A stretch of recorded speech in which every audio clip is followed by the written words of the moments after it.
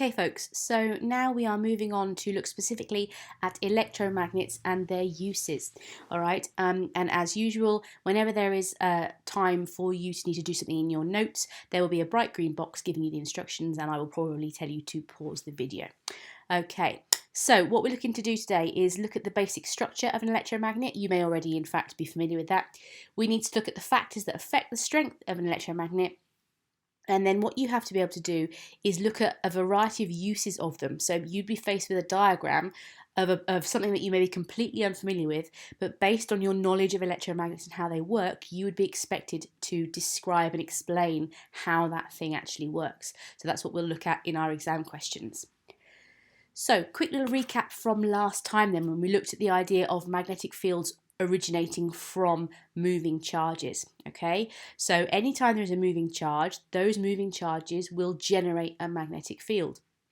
And we saw that when we have a straight wire, as we've got on the left hand side here, if you send a current through that wire, then the shape of the magnetic field created is concentric circles, as you can see in the diagram. Remember, I being the symbol for current, so in this case our current is travelling up the wire, and B is simply the symbol for magnetic field. So in this case we've got a current travelling up the wire, producing a magnetic field which is travelling in the anti-clockwise direction.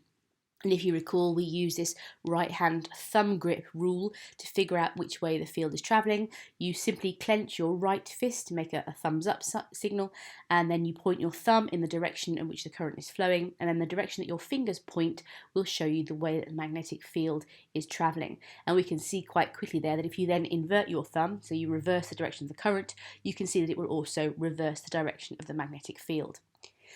We then went on to say, well, okay, if a single wire will produce a magnetic field, what happens when we then take a piece of wire and we coil it up? So we have many repeated pieces of wire. Each piece of that wire would have its own magnetic field, and what happens is, much like when we deal with forces in other sections of GCSE, these fields all kind of add together, and the resulting pattern of all of these different fields is, as you can see on the right hand side here. So here is what we call a solenoid, that's just a coil of wire, and the magnetic field from a solenoid, when there is a current flowing through it, because remember you need the current in order to get the field, is very similar to the bar magnet. Okay, so this forms the basis for electromagnets, this idea that whenever you have a moving charge, that moving charge will generate a magnetic field. Now, electromagnets are, as the name suggests, they are magnets that depend on electricity. Okay, the key thing here is that they are a coil of wire. Okay, and in order to make them work, there must be a source to allow a current to flow, and that's pretty much it. Okay, but the key thing here with an electromagnet is it is a magnet that is only going to work when current flows. And as a result, it can be switched on and off. And that's often the reason that they are, one of the advantages of them is that you can turn them on and off, whereas, of course, a permanent magnet is permanently on. Okay, so in order to, the physical structure of an electromagnet is simply a coil of wire. Okay, and you'll see in this diagram that there's also sometimes a core inserted, and we'll talk about that in a little while. So that's the basic structure of all electromagnets. What we normally do now is we would look at this by you making some in the classroom and you having a little bit of a play to see how you actually made them stronger. Now, to allow you to have a little bit of a go at that, even though we're not in the classroom, you're going to click on this link here.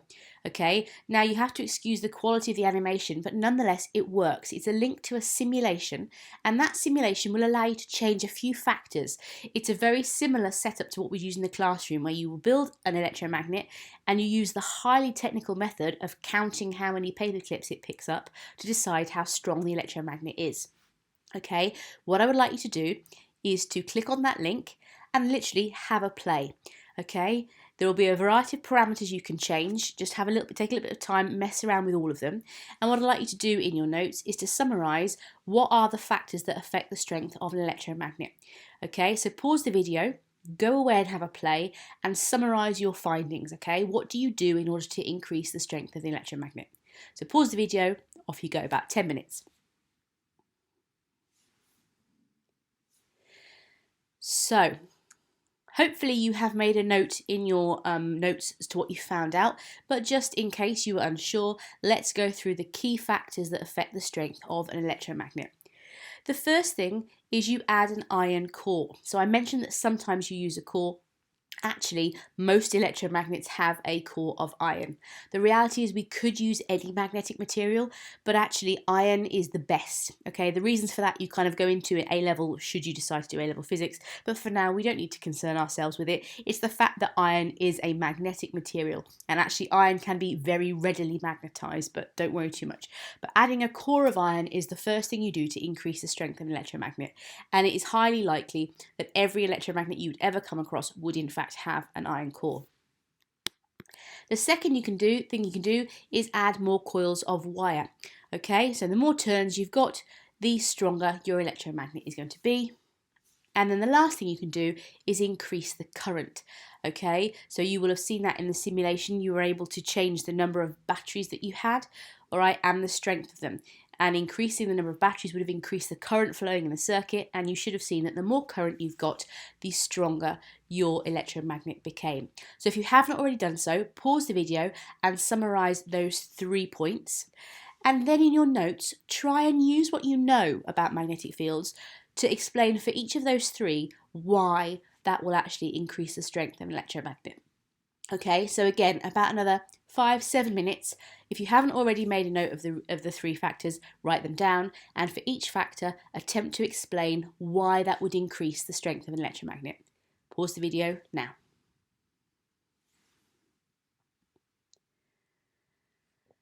Okay, so let's go through this. Why is it that those 3 factors are important? Let's start with the iron core. Well, think about it ordinarily. Excuse the animations there. When we have just a coil of wire, we have a magnetic field as a result of just the moving charges in the wire itself. Okay, and that magnetic field can be measured. It is strong enough. When we are inserting a piece of iron into that core, remember iron is a magnetic material.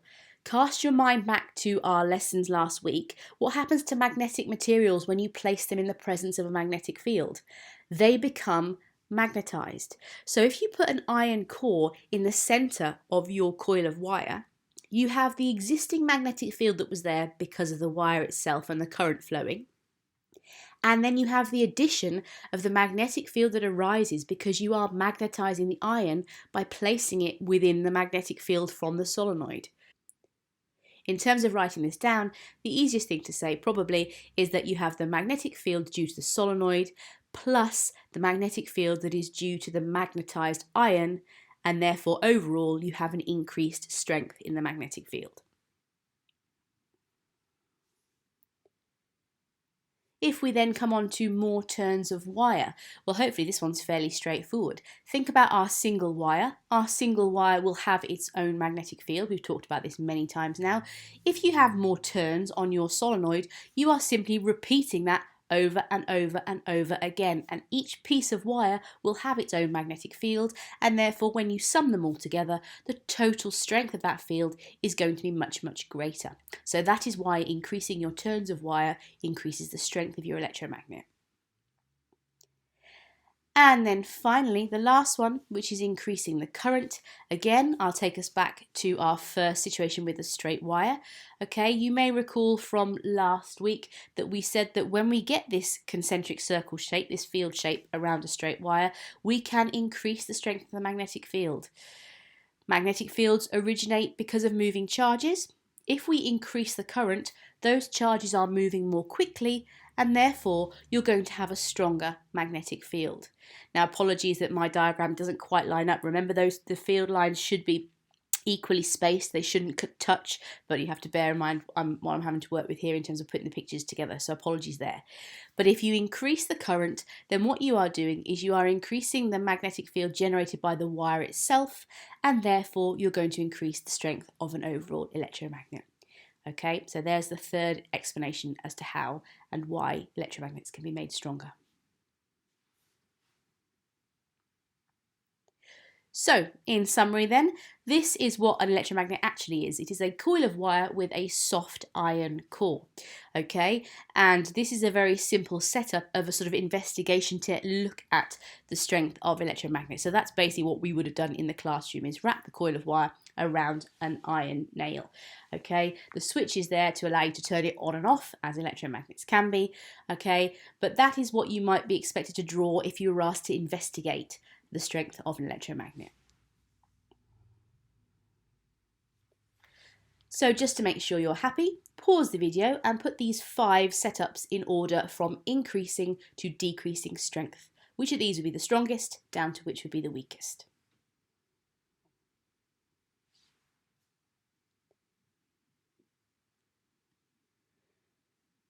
Right, hopefully that was fairly straightforward. First up we had C. It had the highest current and the highest number of turns of wire, or rather it had 3 amps and the highest number of turns of wire. Followed then by E. We still had 3 amps, but now we had 30 turns. Followed then by D. 2 amps now and 20 turns of wire. Then we had B, which has 2 amps and 20 turns of wire, but no core. And lastly, 1 amp and 20 turns of wire, but no core. Okay, so C, E, D, B.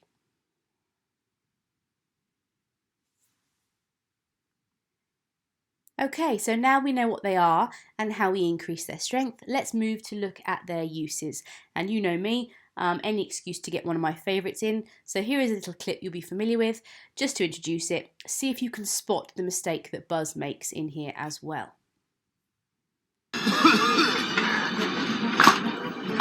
What do we do? We'll be okay if we stay together. Slinky! It's a magnet! Watch out! Ah! Don't worry, Slink. We'll get you down. That won't take a look, man. Quick, grab something metal.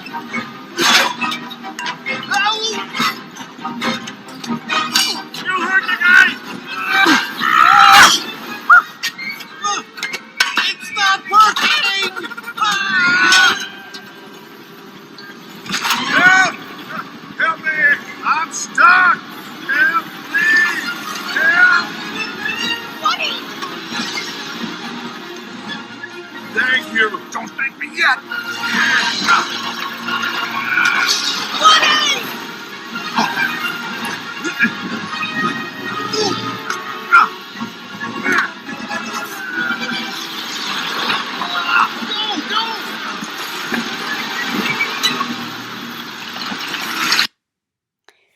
Nasty Lotso bear there. Okay. Did you spot Buzz's mistake? Hopefully you did. Grab something metal. Not good enough, I'm afraid, Buzz. It won't get you up there. Right, okay. What I'm going to do is take you through one particular example. As you've just seen, sorting in scrap yards and sort of waste sites is a very common one, namely because of the ability to turn them on and off. All right, but there are many examples that you could be faced with, and you can't be thrown off because it's not one that you may have looked at.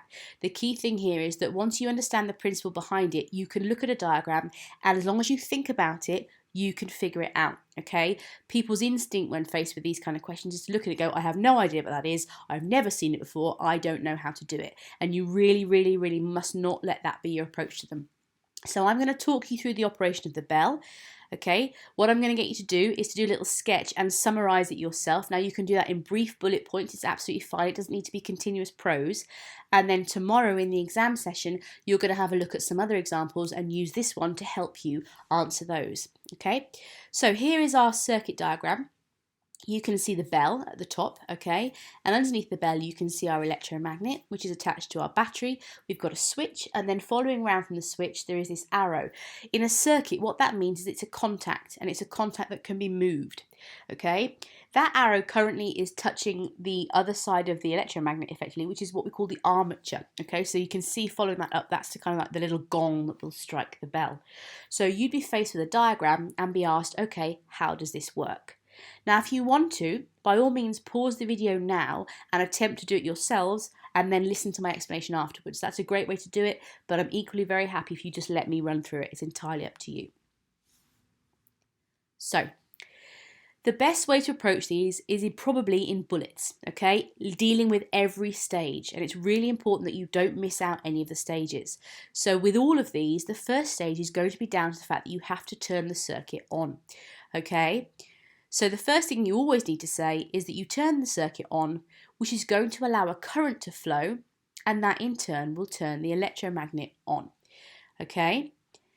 When that electromagnet is turned on, you'll see to the right of the end of the electromagnet there is a little rectangle. That is a little magnet itself, okay? What that's going to do is that's going to attract that magnet towards it. And in doing so, that armature, that arm, is going to get pulled towards the electromagnet. Hopefully you can see that if that armature moves to the left in our diagram, what it's going to do is it's going to cause the armature to strike the bell. Okay, so the hammer will then strike the bell and sound the bell itself. But equally, as this whole arm moves to the left, this point of contact that we had, this arrow, that's going to be broken. Okay, so what that's going to do is that's going to cause the circuit to be broken. And if our circuit breaks, what's going to happen to our electromagnet? It's going to turn off. And if our electromagnet turns off, it's no longer going to attract the armature towards it. So the hammer is no longer attracted to the bell and it will return to its original position. But at that stage, once again, the contact between the armature and the rest of the circuit is reinstated, and therefore the whole sequence is going to repeat itself. And that's going to keep going on and on and on as long as that switch is pressed. Okay, so one more time, always start with the circuit being turned on, which in turn is going to turn on the electromagnet. That's normally going to cause it to attract something. In this case, it attracts the armature towards it.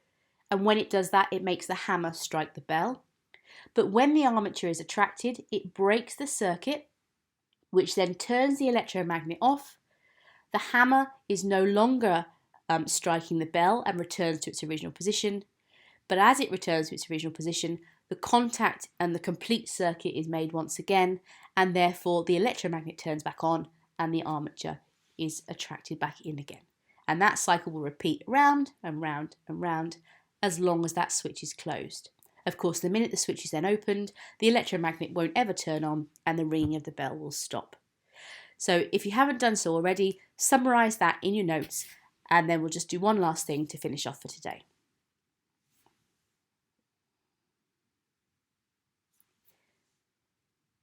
Right, shut your books. Okay, take away any of the notes that you made. Last thing to do for today. Here is the explanation as to how the bell works. Pause the video and put those statements into the right order.